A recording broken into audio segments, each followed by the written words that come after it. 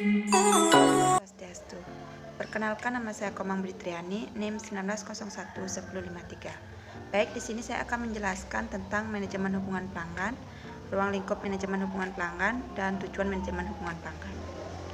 Manajemen hubungan pelanggan merupakan sistem yang mengelola seluruh hubungan pelanggan menggunakan teknologi informasi dengan mengintegrasikan sistem lintas fungsi perusahaan yang melibatkan dua tujuan utama, yaitu yang pertama, memberikan wadah bagi organisasi mengenal segala sesuatu yang terkait dengan konsumen melalui rekam jejak konsumen di setiap customer touchpoint dan saluran perusahaan, serta menyediakan pelanggan secara personal sebuah tampilan lengkap perusahaan dan segala salurannya.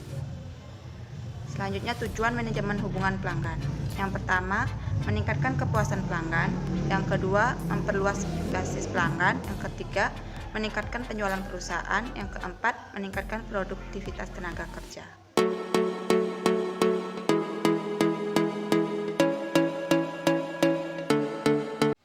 Perkenalkan, nama saya Nyoman Widiantari, NIM 19101063. Di sini saya akan melanjutkan materi tentang perangkat lunak manajemen hubungan pelanggan, pendekatan CRM, dan menarik dan mempertahankan pelanggan.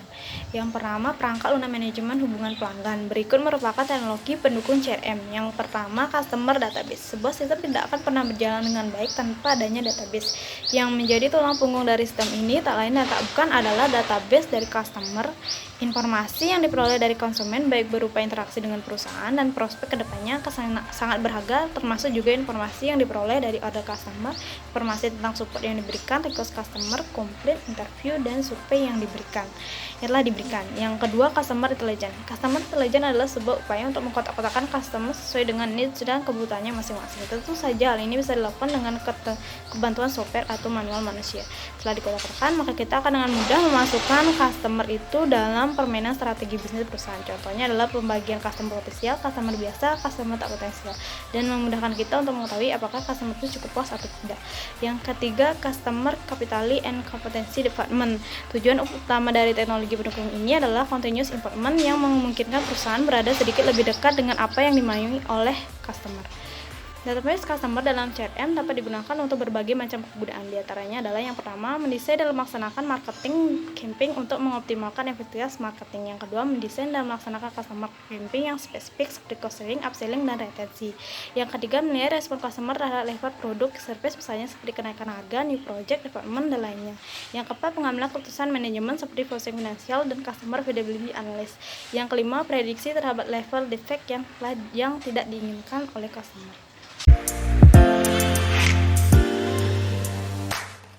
Kemudian, menarik dan mempertahankan pelanggan. Selain mempertahankan pelanggan dan menarik pelanggan baru, perusahaan wajib untuk mengurangi tingkat pelanggan yang hilang. Beberapa langkahnya adalah yang pertama, mendefinisikan dan mengukur tingkat retensinya. Kedua, membedakan penyebab erosi pelanggan dan mengidentifikasikan pelanggan yang dapat dikelola dengan baik. Ketiga, membandingkan kehilangan laba yang dikalikan dengan nilai seumur hidup pelanggan dari pelanggan yang hilang terhadap biaya untuk mengurangi tingkat keberalihannya. Perkenalkan, nama saya Gustiayu Kada Saraswati, NIM 19011065. Di sini saya akan menjelaskan mengenai membangun loyalitas manajemen hubungan pelanggan. Perusahaan yang ingin membentuk ikatan pelanggan yang kuat harus memperhatikan sejumlah pertimbangan yang beragam. Ada 5 level investasi perusahaan dalam rangka membangun relasi pelanggan, seperti yang pertama yaitu ada pemasaran dasar atau wiraniaga, menjual produknya begitu saja. Yang kedua, pemasaran reaktif, wiraniaga menjual produknya dan mendorong pelanggan untuk menghubunginya jika mempunyai pertanyaan, komentar, atau keluhan. Yang ketiga yaitu ada pemasaran bertanggung jawab atau wiraniaga menelepon pelanggan untuk menanyakan apakah produknya memenuhi harapan pelanggan.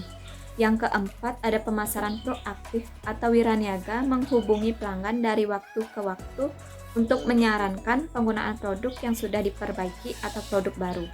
Yang kelima, ada pemasaran kemitraan. Perusahaan harus bekerja sama dengan pelanggan untuk menemukan cara penghematan bagi pelanggan atau membantu pelanggan memperbaiki kinerjanya. Selanjutnya saya akan menjelaskan faktor yang mempengaruhi kesetiaan pelanggan.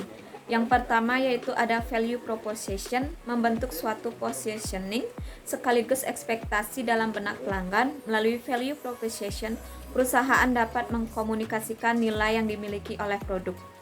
Yang kedua ada customer experience.